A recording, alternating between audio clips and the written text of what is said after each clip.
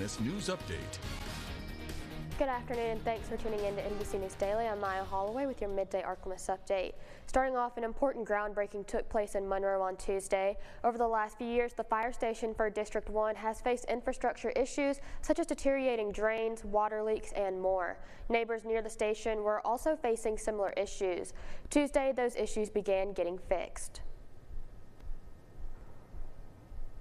The infrastructure is very important for the city as a whole. Like I said, the drains underneath, the pipes that go to the fire hydrant, like the fire hydrant there in front of the station. That's what water we use to fight fires. So if the drains or the mains were to burst or deteriorate, and over the years, you know, the city, things happen under the ground you don't see. The concrete to be poured will be 10 inches thick to support the weight of the fire truck. And out of your weather station, it is that time of year again as severe weather season rolls back into the area. NBC 10 Sammy Petracco brings us more information on how to stay weather aware during Severe Weather Awareness Week.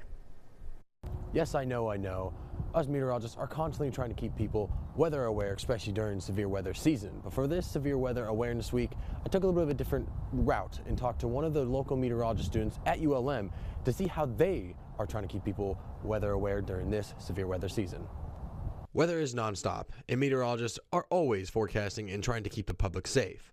However, it is getting increasingly harder and harder to make sure that everybody is aware of what the weather is doing, not only today, but also throughout the week. Our main goal this week is to kind of eliminate misconceptions about severe weather and also just spread awareness about what severe weather entails and kind of just connecting with people in a way that without all the science so where they can understand better. I find it more and more that the younger generations aren't as tuned with the weather as they should be.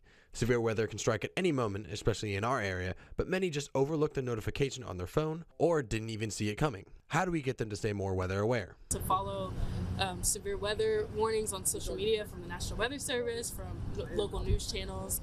We think that's the best way for students to know if it shows up on their feed first, as they're studying or scrolling or hanging out. Another good way is to bring up severe weather to younger students. As much as parents and apps bring up the weather, it is good to get in the classroom and explain what weather and severe weather is to them in ways they can understand.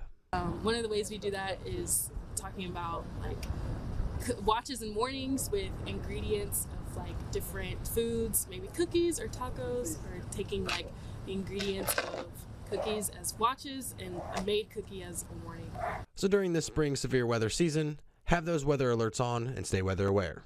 Reporting in Monroe for your Ark-La-Miss News Source, I'm Sammy Petracco. And now, exclusive Storm Tracker Doppler weather with meteorologist Chase Ward.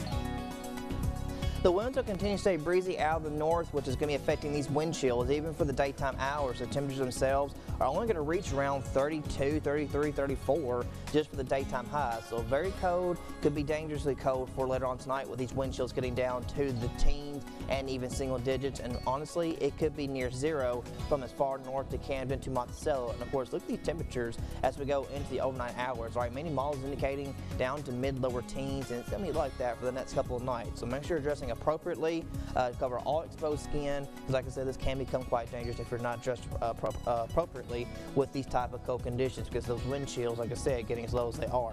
So today, we'll see temperatures dropping down to the 20s for the overnight lows, with these wind chills even lower than that. For tomorrow, we're only going to be in the lower 30s for our daytime highs. Now, we will start to see a gradually warming trend as we head into the weekend. We will see patchy showers possible for Saturday.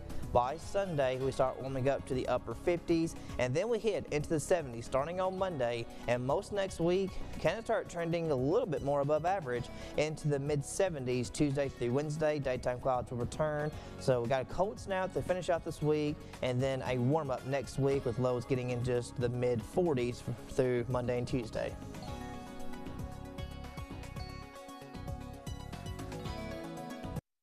Alright you guys, it's supposed to be cold again tomorrow, so just be sure to grab a jacket and stay safe in these wet and cold conditions. That's it for your midday update. NBC News Daily continues. Have a great day. When you see news happening, call the NBC 10 Fox 14 News Hotline, 812-1410, sponsored by RoofMax. Get a free estimate today.